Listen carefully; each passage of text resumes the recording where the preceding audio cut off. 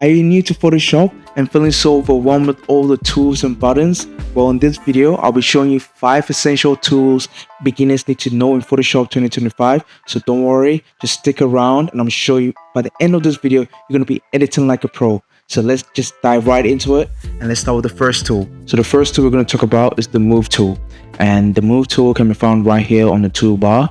And if you don't have the toolbar right here, you can go on the Windows and make sure this is ticked. And it's going to show up on this side. So this is the Move tool, and the shortcut for the Move tool is V. All right, so if you're on your keyboard, for example, if I was on this tool and I want to go to the Move tool, I just press V on my keyboard and it goes on the Move tool. Suppose it goes to a different tool, it's probably going to be the Elbow tool. So if, for example, I was on the Elbow tool, if I press V and it shows that, just hold Shift and press V again to toggle between that. All right, so it's a group. All right, so that's how you get the Move tool. And basically the Move tool is to help you to move, objects around in Photoshop. So I have this image right here. To move this image in my canvas, I use the Move tool and move it around. This is the only tool you can use to move stuff around in Photoshop, and it's the most used tool in Photoshop. A pro tip I can give for this tool is that if you want to move it straight, because for example, I can move this tool around, right? But if I want to move it straight in the line, to sort of, for a layout or something, then I can hold Shift and just move it straight in the line like that. If I want to move it up straight in the line, I can hold Shift again and move it straight in the line. All right, so that's how you use the Move tool. The next tool we're going to talk about is the selection tools. In Photoshop, when we talk about selection tools, basically it helps you to cut out images, it helps you to remove backgrounds, and it helps you to make precise edits. And I'll show you an example using two tools, going over two tools, and these are the quick selection tool and the object selection tool. All right, so for example, I have this tool right here. If I want to select this subject, select the background, I can just do this and go around him just like so. All right, and that's how you do it. If I want to subtract something out of what I've just selected, I can just toggle between this and then just do that. Pro tip I can give is that you can actually use Shift to toggle between, between the plus and the minus. Plus is to add, minus is to subtract. All right, so that's how you do it. And this behaves like a brush. So you can increase the size of this by holding the bracket tool like this. So that's decreasing right now. So you can increase it using this, the bracket tool, the right bracket tool, or you can decrease it using the left bracket tool, just like so. Or you can just go here, increase the size, decrease the hardness, and yeah, that's how you do it. Now to go with the object selection tool. So if you want to remove the selection that you just made right here, you can just press Alt Command D to just remove the selection. And with this tool, it basically, now you see when I hover over the image, you can see the pink outline that's made, right? That is Photoshop AI, and it's basically telling you the possible options you can do with the tool, right? So right now I can just click here and it just selects the background for me. Or if I want the subject, I just click here and it does it for me. It also actually gives you a contextual toolbar. If you don't have this, you can go on Windows and make sure this is ticked, right? And with this toolbar, once I select because I can select anything, and it just sort of, it gives you the possible things you can do with the tool, right? So when I select the object selection tool, it gives me the possible things I can do. So instead of just hovering over it, you can just press on this, because remove background, maybe that's what I want. And it just removes it easily for you. And I do Control Z. If I want to remove the subjects, I just do this and it just brings it out for you. So that's how you use the selection tool. It basically to help you to select objects out of an image. It helps you to remove backgrounds and make precise edits. So there are a lot of selection tools, by the way. I'm just focusing on two right now, which is these two, object selection tool and quick selection tool. Those are the only two you probably need to know to start off in Photoshop.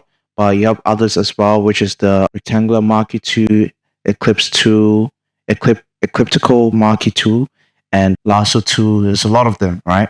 But those are the two that I would encourage you to focus more on.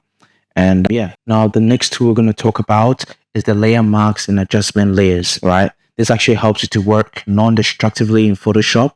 So for example, with this image, if I want to maybe erase the background that I have, I wouldn't want to use the eraser tool, right? Because the eraser tool actually, if I use the eraser tool, which is just right here, and I just erase on it like that, right?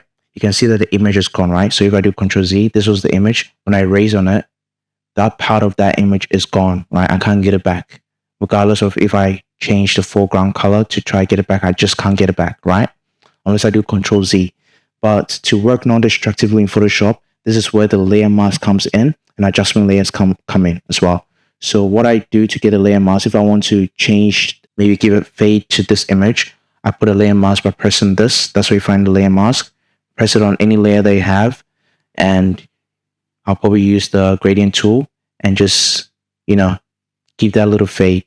For example, if you still want to clean a part of that image, maybe this part of this image, and you want to use the eraser tool, the best thing to use is the layer mask, so that if I erase on it, if I change the foreground color and then I erase on it like this, now you see that this is black and this is white. Black hides and white reveals. So the black is hiding and what we just erased. Now if I want to bring it back, I just change the foreground color and then just color it again, and I can bring it back. So that's a way of working non-destructively in Photoshop, so that you can sort of, not destroy what you have, destroy the image you're working with, right? And suppose you want to add adjustment layers to the picture, you can, like, for example, if you want to increase the brightness, the contrast, all that type of stuff, you can just come right here, and to increase the brightness and contrast is right here. Make sure this is clipped onto it, and you can increase it. Now this doesn't destroy the image, right? When I toggle this off, the image still stays the same. So that's a way of working non-destructively and just keeping the original image intact whilst you sort of work above it, right?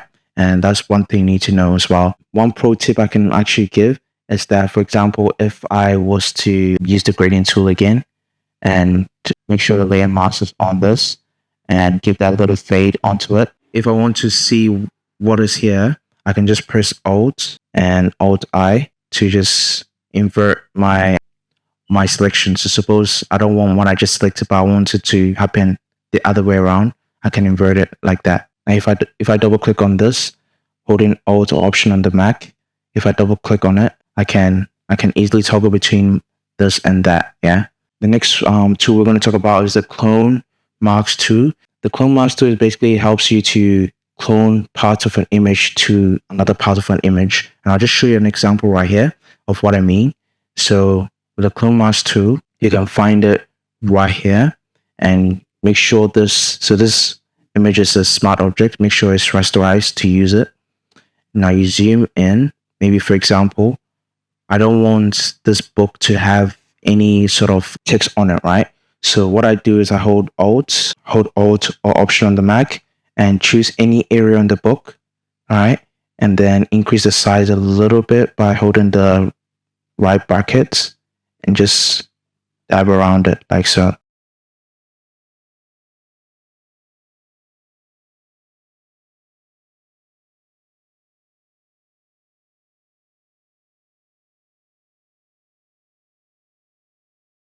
And I've taken it out by doing that. To find the clone tool, the shortcut for that is S.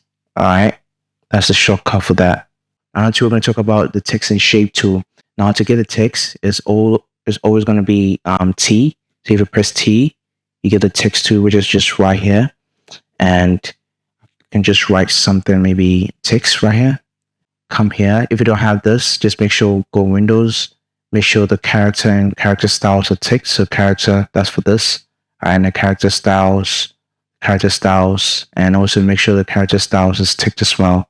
But usually you just need this and that as well. So with that selected, I can just increase the size or increase the size here as well. All right. And use the move tool to move it to the center. Just increase that as well. You can change the fonts that you want, change the style of the fonts. You can make it italic. You can make it all caps, or you can also make it small letters as well. Yeah, so you can play around with these stuff and see how you do with it. To get your shapes as well, this is where you find your shapes, or you can use the shortcut for that is U. Right, so when I do U, I can get the shapes, and I can basically work with that. Change the fill to black or white, and any color. You can play around with these colors to choose which one you prefer. And you can also add strokes to the colors as well, increase the stroke width. All right, you can also play around with the stroke, how the stroke will look. If you want it to look like this, if you make it smaller, you can have a bit of the small,